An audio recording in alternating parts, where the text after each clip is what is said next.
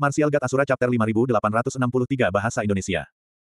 5863, Identitas Wanita Berpakaian Putih. Sang Tao Tua berhidung sapi melakukan perjalanan melintasi ruang angkasa, namun tujuannya bukanlah galaksi ke-9 melainkan sebuah alam yang berada di perbatasan galaksi 9 jiwa. Dia langsung menuju gunung dan mendarat di puncaknya. Ruang di puncak gunung bergetar, dan sesosok tubuh besar muncul. Itu adalah rubah iblis yang panjangnya lebih dari 1000 meter, rubah mengerikan 1000 transformasi. Tuan, rubah segera membungkuk kepada Tao Tua berhidung sapi. Sudah berapa lama kamu kembali? Tanya sang Tao Tua berhidung sapi. Saya sudah berada di sana selama beberapa hari. Saya telah menunggumu di sini di bawah arahanmu, jawab rubah.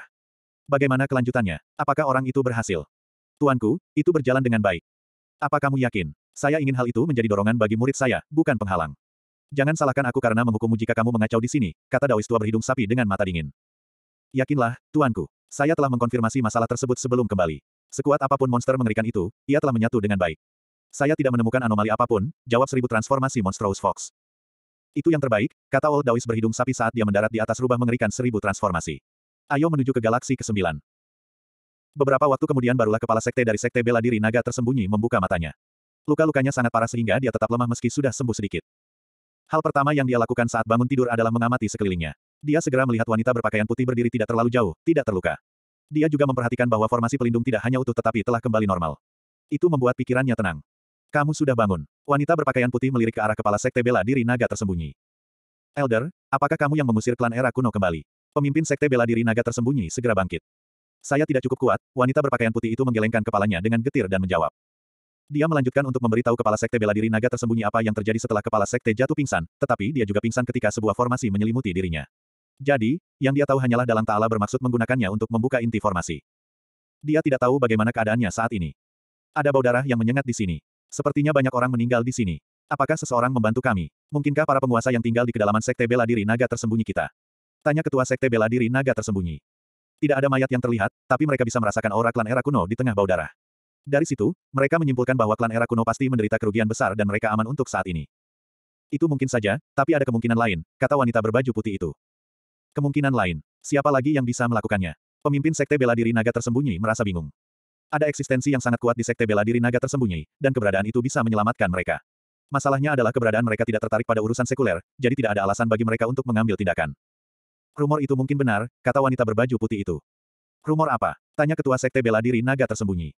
Ini bukan pertama kalinya klan kuat di dunia budidaya yang luas menyerang galaksi bela diri leluhur kita, tetapi mereka gagal menaklukkannya karena seseorang diam-diam melindunginya. Tidak ada yang tahu siapa orang ini, tetapi rumor ini tampaknya memiliki kredibilitas. Aku juga pernah mendengar rumor itu, tapi apakah galaksi bela diri leluhur benar-benar memiliki seseorang seperti itu mengingat situasinya?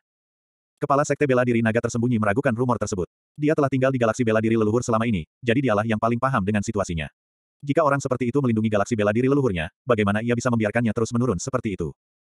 Lupakan saja, yang penting semua orang selamat. Kamu bisa menyelesaikan sisanya, kan? Wanita berpakaian putih itu bertanya. Tetua, apakah kamu akan pergi? Tanya ketua sekte bela diri naga tersembunyi.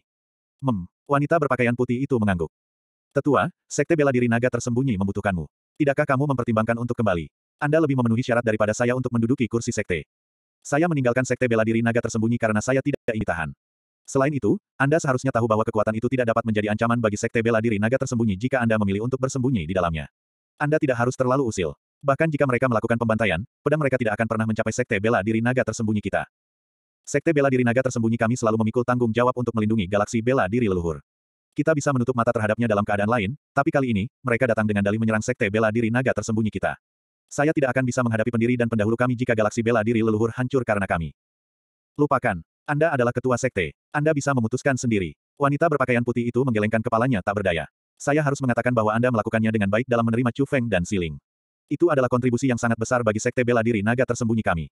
Sekte kami akan makmur sekali lagi berkat mereka berdua.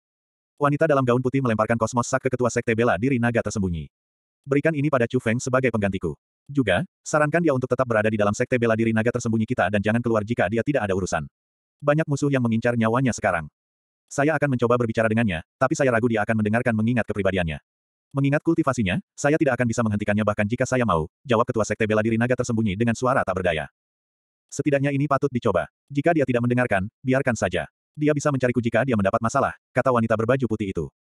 Haruskah dia mencarimu di True Essence Mountain? Tanya ketua sekte bela diri naga tersembunyi. Dia akan tahu di mana mencariku setelah dia membuka kosmos sak. Aku akan pergi. Wanita berpakaian putih naik ke langit dan terbang. Bagaimanapun, dia adalah seorang kultivator tingkat Dewa Surgawi, dia menghilang dalam sekejap mata. Meski begitu, dia terus mengamati sekelilingnya dengan mata waspada, tidak tahu apakah ada ahli di sekitarnya yang mengamatinya.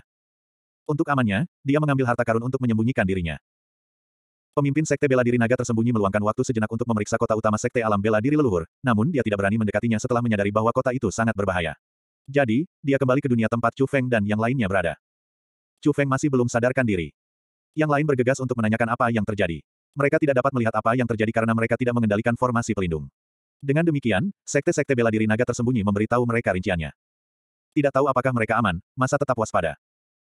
Wanita berpakaian putih itu terbang keluar dari wilayah timur sebelum mengeluarkan kapal perang terapung dengan lambaian tangannya. Itu identik dengan kapal perang yang ditunggangi Chu Feng ke galaksi bela diri leluhur.